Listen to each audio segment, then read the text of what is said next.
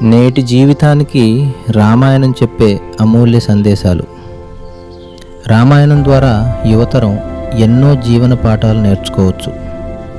బాబియే I factory నుంచి ప్రతి ఎపిసోడ్లో ఒక ముఖ్యమైన సంఘటనను మానవ భావోద్వేగాలతో కలిపి జీవితానికి ఉపయోగపడే సందేశంగా మీ ముందుకు తీసుకొస్తున్నాం.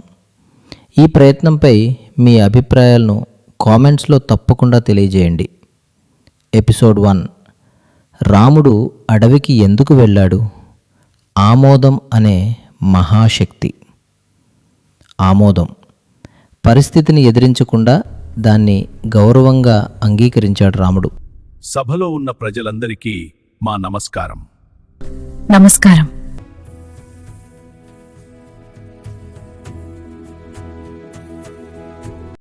మహారాజా, మీరిచ్చిన 2 వరాలు గుర్తున్నాయా? నా కొడుకు భారతుడు రాజు కావాలి, మరియు రాముడు 14 సంవత్సరాలు అడవికి వెళ్ళాలి. కైకేయి, ఇది న్యాయం కాదు. రామా, నేను మాట ఇచ్చాను, నువ్వు అడవికి వెళ్ళాలి. తండ్రి, మీరు బాధపడకండి. మీ మాట నాకు ధర్మం. రాజ్యం కన్నా మీ గౌరవం పెద్దది. రామా, మీరు ఎక్కడ ఉంటే అదే నా అయోధ్య. నేను కూడా వస్తాను. అన్నయ్య, మీ వెంటనే నేను వస్తాను. నన్ను క్షమించు రామ, మీరు క్షేమంగా వెళ్ళిరండి. రాముడికి ఇది అన్యాయం. అతను కోపంతో తిరగబడవచ్చు, రాజ్యాన్ని బలవంతంగా తీసుకోవచ్చు. కానీ అతను ఏం చేశాడు? పరిస్థితిని అంగీకరించాడు, భావోద్వేగాన్ని నియంత్రించాడు, ధర్మాన్ని ఎంచుకున్నాడు.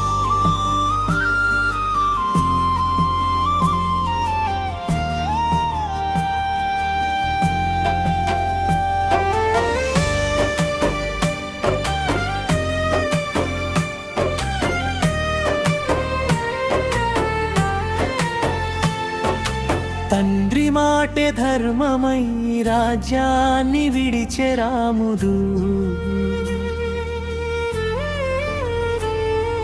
సీత చేత పట్టుకుని అడవికి నడిచే దేవుడు. కిరీటం కాదు అడవే మేలు అన్న నిశ్చల నమ్మకమే, అన్న వెంటే నీడలా నడిచే లక్ష్మణ ప్రేమే. అయోధ్య వీధులు మౌనమయ్యే, ప్రజల కన్నీళ్లు పలుకులయ్యే. రాజును కాదు మనసునే విడ్కోలు, పలికిన వేళలయ్యే ముగింపు.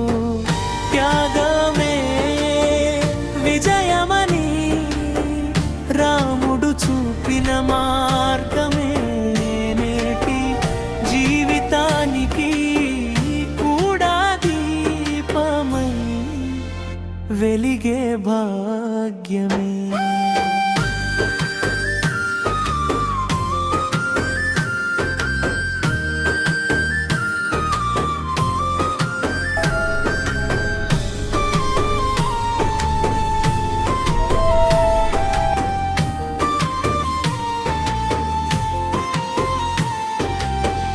కిరీటం కాదు అడవే మేలు అన్నా నిశ్చల నమ్మకమే, అన్న వెంటే నీడలా నడిచే లక్ష్మణ ప్రేమే. అయోధ్య వీధులు మౌనమయే,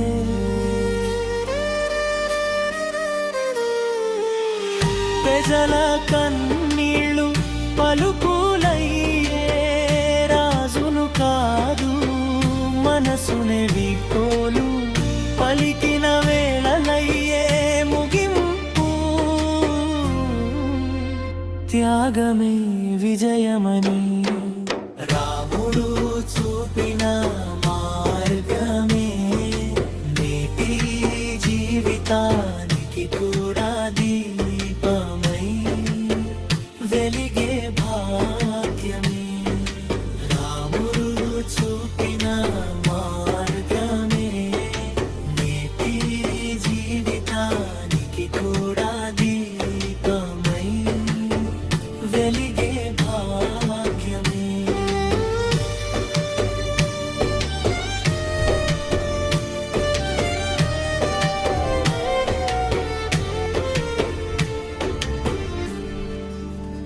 జీవితం నిన్ను అడవికి పంపితే అది నీ ఓటమి కాదు, అది నీ గొప్పతనానికి ప్రారంభం కావచ్చు.